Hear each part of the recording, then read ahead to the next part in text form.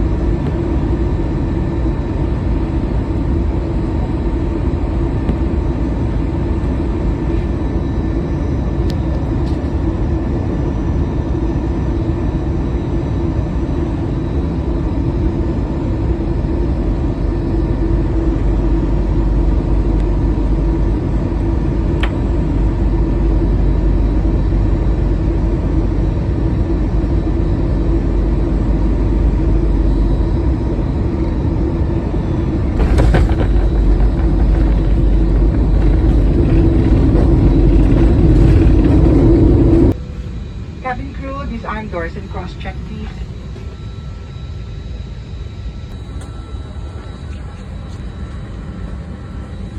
Good evening everyone, this is Ensign Messina from Philippine Coast Guard. Please bring out your health declaration form or the yellow form that was given to you by our flight attendant.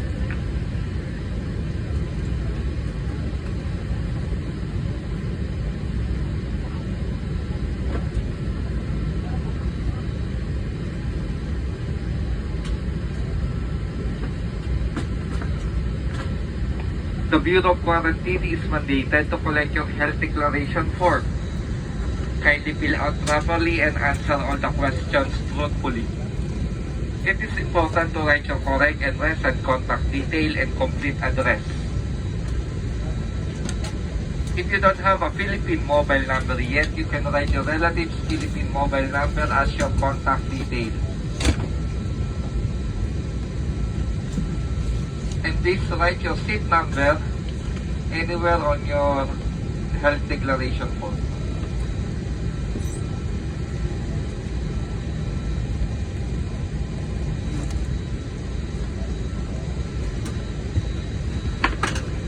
For the land-based OFWs, kindly write letter L as in Lima at the upper right-hand corner of the yellow form. Para po sa mga land-based OFWs, pakisulat ang letrang L as in Lima sa taas kanang bahagi. And for the sea-based OFWs, kindly write letter S as in Sierra at the upper right-hand corner of the yellow form. And at the back, write your money, agency, and vessel name. Sa mga sea-based OFWs, pakisulat ang letrang S as in Sierra sa taas kanang bahagi. Sa likod, money, agency, and vessel name. And for the non-OFWs, tourists, diplomat, students, and returning residents, kindly write letter N as in November at the upper right-hand corner of the yellow form. Again, for the non-OFWs, tourists, diplomat, students, and returning residents, kindly write letter N as in November at the upper right-hand corner of the yellow form. The Bureau Quarantine Officer will go around to check your temperature and collect your health declaration form. Kindly remove your face shields, eyeglasses, caps for a while for checking of temperature only. Pakitanggal lamang po ang inyong mga face shields, salamin, sombrero para po sa checking of temperature. Now I will explain to you the program and protocols of the Philippine government for this pandemic. The Philippine government, through the creation of Interagency Task Force for Emerging Infectious Diseases, or IATF, and based on the Omnibus Interim Guideline of IATF, all returning overseas Filipino and foreign national coming to the Philippines must undergo an RT-PCR test or swab test, mandatory quarantine period. A mandatory quarantine period, and then on the 6th day on your quarantine period, your swab test will be conducted to your respective quarantine facility or hotel. Then you need to stay on your hotel until the result is released.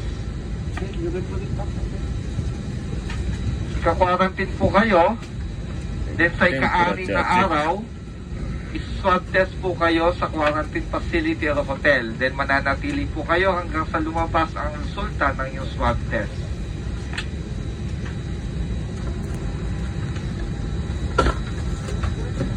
Several hotels here in Metro Manila were transformed into quarantine facility.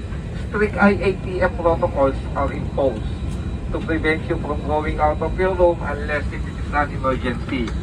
There will be Philippine Coast Guard officer who will guide and ensure that the policies are strictly enforced. If you violated the quarantine protocols while at the facility, chances are you will need to repeat another mandatory RT-PCR test or swab test. And your quarantine period will be repeated as it is from day 1. So we are asking for your full cooperation during your quarantine period. For the land-based OFWs and sea-based OFWs without local manning agency, the Philippine government, through OWA, will shoulder your expenses. Swab tests, quarantine facility accommodation, meals, transportation expenses until you reach respective provinces.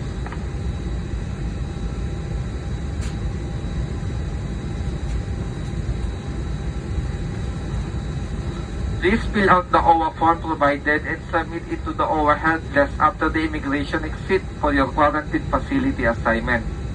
And for the land-based OFWs traveling with your dependent, kindly indicate the number of your dependents to your OWA form at the remarks field. And at the back, write your dependent's name. For the sea-based OFWs with local manning agency or local manning agency will shoulder their expenses. Kindly proceed to the Marina Health Desk after the immigration exit for your quarantine facility assignment. And for the non-OFWs, the Philippine Airlines shall provide you with the information and instruction after this briefing. Please make sure to accomplish your affidavit of undertaking completely. The affidavit will be given to the Philippine Coast Guard personnel before you exit the terminal. And for the information of all private vehicles are not allowed to transport you to the quarantine facility or hotel. We have designated buses for the OFWs, metered taxi for the non-OFWs.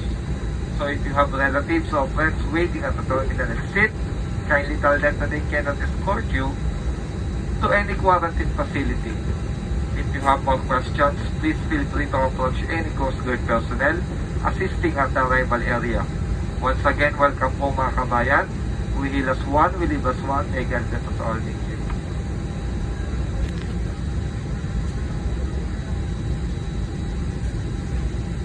Good evening, everyone.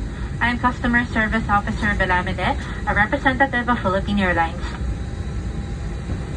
We are pleased to share with you that Philippine Airlines has partnered and coordinated with the Philippine Interagency Task Force on Emerging Infectious Diseases alongside the Department of Tourism and other government agencies and private partners for us to increase passengers' arrivals here in Manila while ensuring the general public's health and safety amid COVID-19. In compliance with Philippine government regulations, all arriving passengers from international flights are required to undergo an RT-PCR test on their 6th day of quarantine, having the day of your arrival as day 1. While you wait for your scheduled test and the release of your results, you must stay at an hotel accredited by our tourism and health agencies. Before we proceed, allow me to talk to you through the arrival and quarantine procedures for strictest compliance. For non-OFWs and eligible non-Filipinos after disembarkation, please proceed to gate number 3. At the holding area, each one of you will proceed to the hotel confirmation booth. You will need to present proof of your hotel booking. If you do not have a pre-booked hotel, you must choose a hotel from the list of accredited hotels for mandatory or stringent quarantine at your own expense. Please ensure that you accomplish the affidavit of undertaking and is validated by the hotel coordinator, for you will need to submit this before exiting the terminal. You shall also make the transportation arrangement to your hotel at each desk. If you have not made a pre-arranged hotel transfer, accredited taxis are available. After, proceed to the verification booth. You will need to present the bio page of your passport together with the QR code that was sent to your email after completing the PALS ECIF. If you have not registered yet, our help desks are available and our ground staff may be of assistance. After verification of the QR code, we ask that you prepare the payment for RT-PCR test, which costs 4,000 pesos. You can pay in cash or card. An ATM is available as well. After payment, you will receive a sticker. Please place the sticker at the back of your passport. After this briefing, we will start the process and we will do this by row at the holding area. Please wait for personnel to call you for the first step. Once called, please bring all your belongings with you as you will head down to the arrival area after this process. Next, clear with immigration and submit the arrival card. Then upon clearing, claim all your baggage at the designated carousel and clear with customs check. Before you exit the terminal, submit the affidavit of undertaking indicating the hotel you will be staying in and that you will strictly follow all mandatory quarantine protocols set by the Philippine government.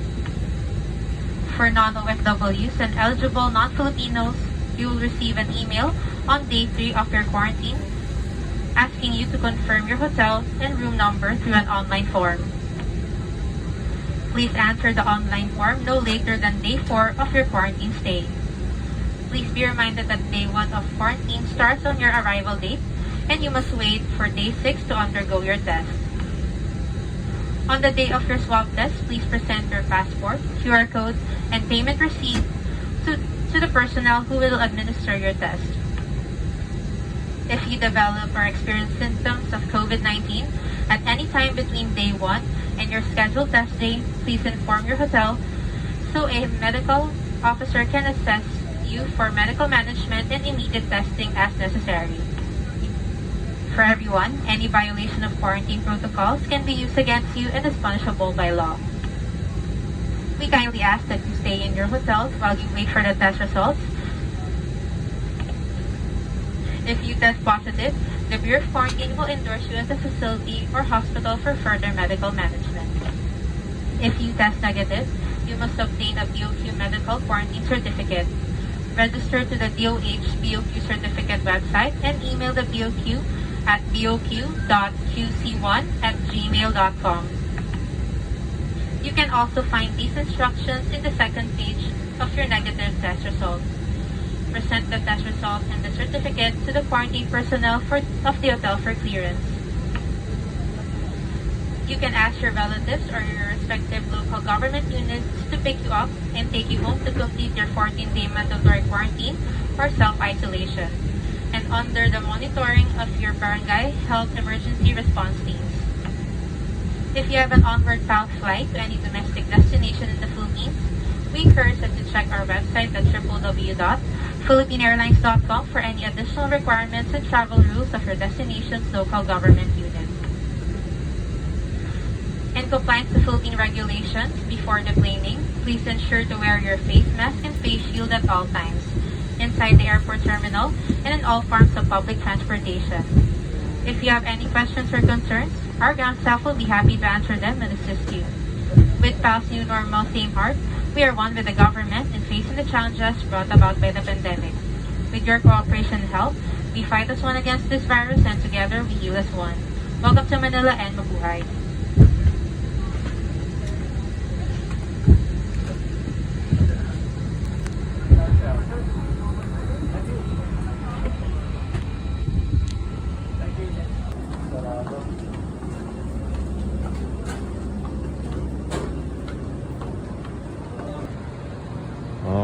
ノン OFW とこっちに行きます。ずーっと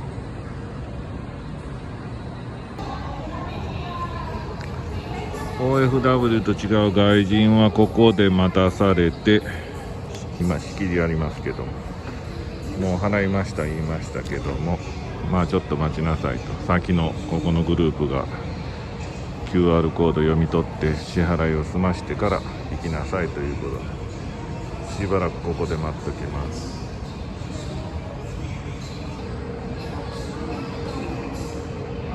ここでフィリピン航空で取った QR コードと前もって払った QR コード、やっぱり両方見せました。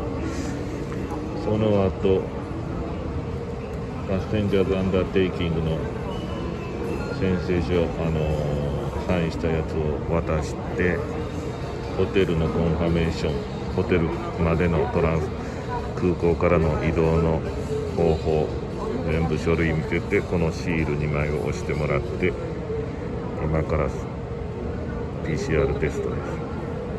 そういう流れで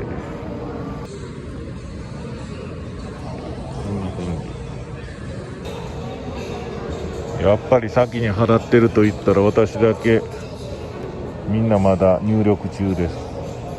私だけ払ったからここに来た。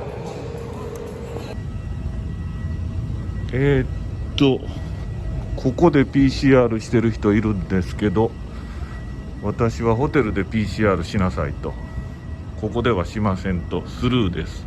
スルーで外出ます。意味わかりません。前と違う。